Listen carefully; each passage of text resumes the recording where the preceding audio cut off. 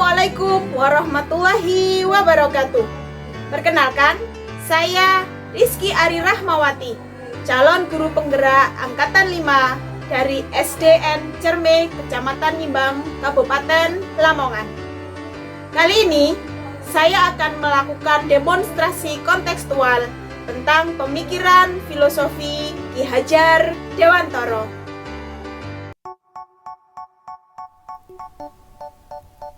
Demonstrasi kontekstual pemikiran filosofi Ki Hajar Dewantara. Ki Hajar Dewantara. Beliau dikenal dengan nama kecil Raden Mas Suwardi Suryaningrat. Beliau merupakan aktivis pergerakan kemerdekaan Indonesia, kolumnis, politisi, dan pelopor pendidikan bagi kaum pribumi Indonesia dari zaman penjajahan Belanda. Beliau juga merupakan pendiri dari perguruan taman siswa, yaitu suatu lembaga pendidikan yang memberikan kesempatan bagi para pribumi untuk bisa memperoleh hak pendidikan seperti halnya para priai maupun orang-orang Belanda. Ki Hajar Dewantara lahir pada tanggal 2 Mei 1889. Atas kiprahnya di dunia pendidikan, tanggal lahir Ki Hajar Dewantara sampai saat ini diperingati sebagai Hari Pendidikan Nasional, yaitu setiap tanggal 2 Mei.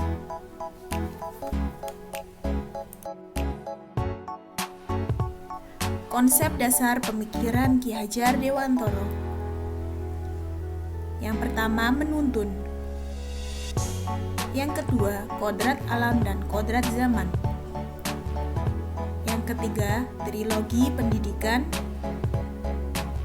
Dan yang keempat, budi pekerti. Yang pertama, menuntun.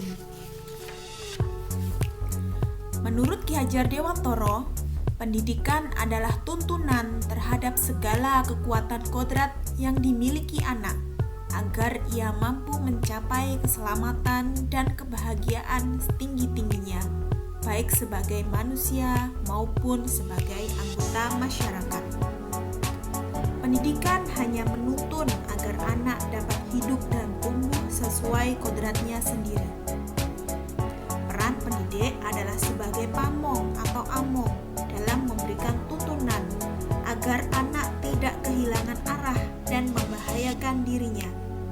Pendidik dapat memberikan tuntunan agar anak dapat menemukan kemerdekaannya dalam belajar.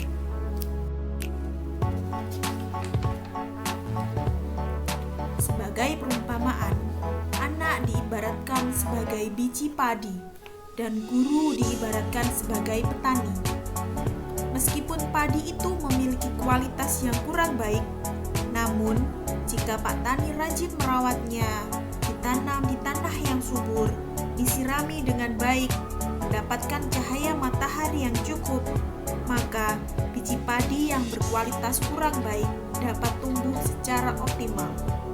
Namun demikian, meskipun pertumbuhan tanaman padi dapat diperbaiki, tetapi Pak Tani tetap tidak dapat mengganti kodrat irodatnya padi. Pak Tani tetap tidak dapat merubah padi menjadi tanaman lain.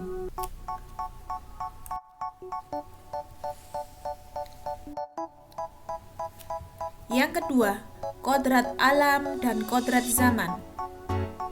Ki Hajar Dewantara mengingatkan bahwa mendidik anak dengan cara yang sesuai dengan tuntutan alam dan zamannya sendiri. Maksud dari kodrat alam yaitu berkaitan dengan sifat dan bentuk lingkungan anak berada. Contohnya, kondisi lokal sosial budaya anak di Indonesia bagian barat tentu akan berbeda dengan anak di Indonesia bagian timur ataupun Indonesia bagian tengah. Kodrat zaman yaitu berkaitan dengan isi dan irama. Contohnya, kebutuhan anak di pertengahan abad 20 tentu berbeda dengan anak sekarang yang lebih menekankan pada keterampilan abad 21.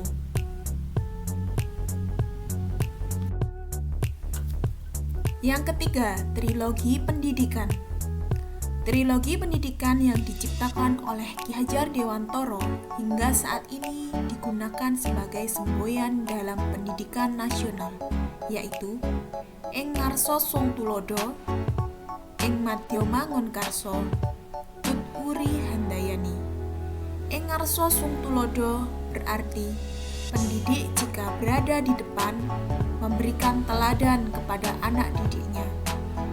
Ing Madya Mangun Karso berarti pendidik berada di tengah memberi semangat kepada anak didiknya.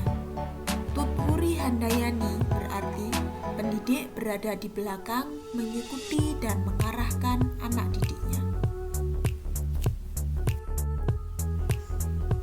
Yang keempat yaitu budi pekerti. Menurut Ki Hajar Dewantoro, budi pekerti, watak atau karakter adalah perpaduan antara gerak pikiran, perasaan, kehendak atau kemauan sehingga menimbulkan tenaga. Budi pekerti adalah perpaduan antara cipta, karsa, dan karya. Sehingga peran pendidik di sini adalah sebagai contoh dan teladan bagi anak. Pendidik harus dapat melatih anak agar mampu mengenali dirinya dan lingkungannya, sehingga anak dapat memiliki kesadaran sosial dan rasa tanggung jawab.